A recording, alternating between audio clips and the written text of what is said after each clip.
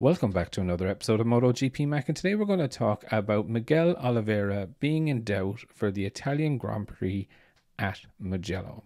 Now we're a little over 8 days away from the race weekend starting in Mugello, and speaking at the All-Star Aprilia event recently, Oliveira said, "The shoulder is not something that is easy to recover from, but we are doing the best we can with the physio at home to have the shoulder back in a good performance place.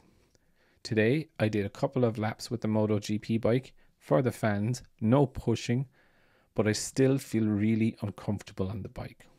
I don't know will I be able to race at Mugello, but I will have to wait until GP week to see if I can race or not. I want to come back at 100% and be competitive. This is the main target. I know it will be tough as every race you lose rhythm and the pace, so you have to return in a safe way.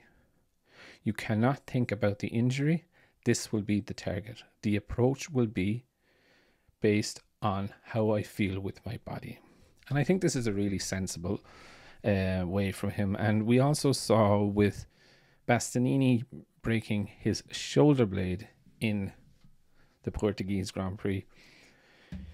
You know, the shoulder is a complex thing and it is very important on the bike, and it is really hard to recover very quickly from. But the approach that Oliveira is taking, firstly, I think there is a bit of a mental block there as well, if I'm very honest. He's been taken out a number of times in what was, in my view, seen as a dream season where he should be pushing the Aprilia factory team boys to try and get a factory team seat within the next, say, 24 months. And it's actually turned into a bit of a nightmare. With being taken out in Portugal, but also in Jerez. It's definitely been far from the ideal season for Miguel Oliveira. However, I do like his approach that he's not going to come back until he is fully fit and ready to go.